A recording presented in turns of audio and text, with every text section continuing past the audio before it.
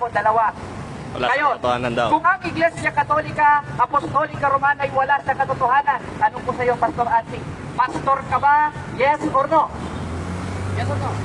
Ako po isang evangelista. Okay. Okay, Pastor preacher. siya. Okay. Ngayong preacher, therefore, hindi ka pala pastor? Ang tinatawag din akong pastor kasi mayroon din tayong mga shepherd. Okay. No? Nagdadala din tayo ng simbahan. Okay, ngayong pastor ka, premise ito. Nakita nyo, tinatawag daw siyang pastor. Basahin ko lang ang 56:11 ng Isayas.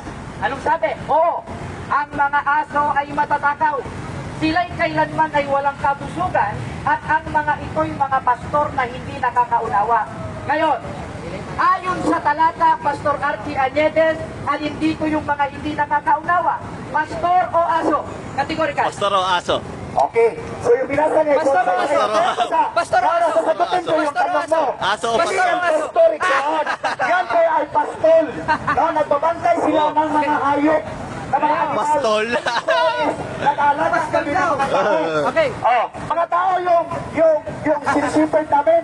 Hindi yun mga animal. Okay. O, di ba? So nililihis mo yun eh. Okay. Oh? Kayong nililihe, sabi niya, pastol. Tinan nyo, knockout ito, pahiya ito. Pwede mo bang basahin ito, Pastor Archie, ng malakas, ng walang putol? Kaya mo bang basahin? O sige, walang putol ha? Ayaw, basa, Pastor. Okay. Basahan na to. Babasahin ko din ha. Oo, ang mga aso ay matatakaw, sila'y kailanman walang kabusugan. At ang mga ito ay mga pastol. Hoy! Mandaraya! Daraya. Pastol mga kaisunod. Babasahin ko din. Ay, hindi pastor. Kasi, ano po sila eh? Pastor! Sila. Kasi, ano na, Bible nila yan eh. Sa Katolik, bukas Bible yan eh. Yung pinakita nila. Pero sa Bible, yun, pastol. Maliligaw kayo dito. So, yun po, kapatid. Brother Jared. Okay, pwede kayong pumunta yung nakikinig. Sabi niya, pastol. Tingnan nyo, sinong pwedeng magkastigo dito? Para patunayan Babasa. sinungaling ang pastor na ito. Sabi niya, pastol. Ikaw kuya, pwede mo bang basahin? O, sinong Sige, pwede basahin ko. mag-follow dito? Ikaw na lang. Ikaw na lang. Sige. Sige, basahin mo. Ito. Oo. Ang mga aso ay matatakaw. Sila'y kailanman ay walang kabusugan. At ang mga ito ay mga pastor na hindi nakakaunawa.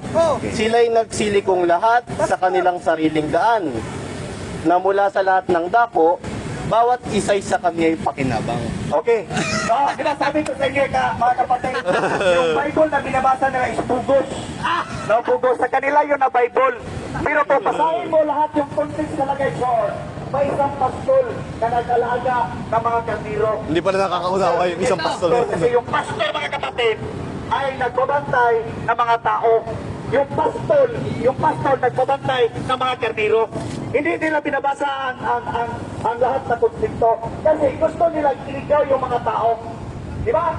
Yun po yung mga anak ni Satanas nagliligaw ng mga tao. Kaya ng ribulto. O, ano yung matukuha mo sa ribulto ngayong April 2 at saka 3 ba yun? Di ba ipinag-prosesisyon ang mga ribulto? Di ba? Last. Okay, last. Sige. Itong Bibliang hawak ko, sabi niya kasi bogus. Maghanap tayo ng genuine. Ito ay itinanslate ng mga pastor protestante kagaya niya. Pwede ba ulit pabasa kapatid na JB kung anong mababasa dito? Pastol ba? Bogus pa?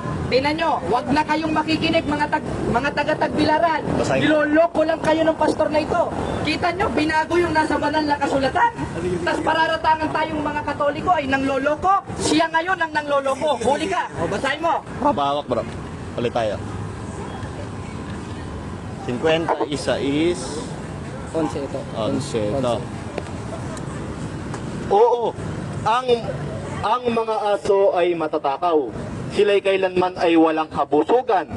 At ang mga ito ay mga pastor na hindi nakakaunawa. Kaya ulitin ko ulit ang tanong sa iyo, Pastor Archie. Ayon sa talata na binasa ko na ayon mismo sa Biblia ninyong mga protestante, alin yung mga hindi nakakaunawa?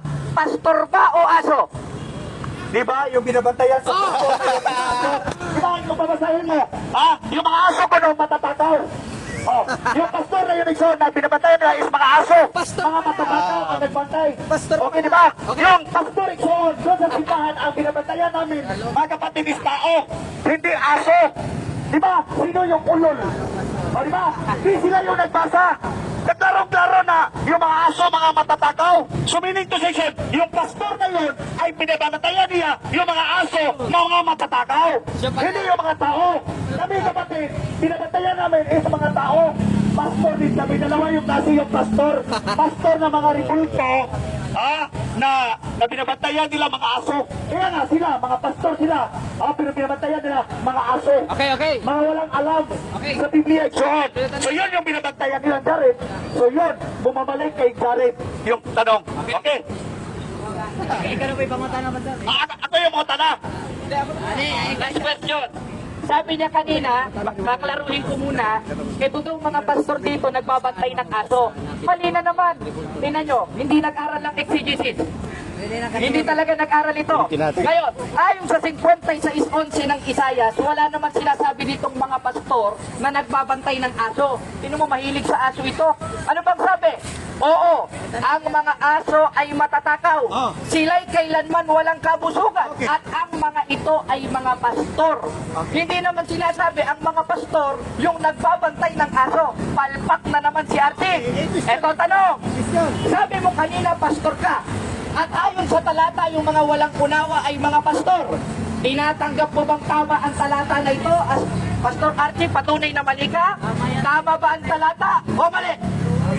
Tama yun. Kaso lang hindi ko naintindihan. Ang sabi diyan, yung mga aso ay matatakaw. Sila ay binabantayan ng mga pastor. Tapos na mga kapatid. Ang mga aso,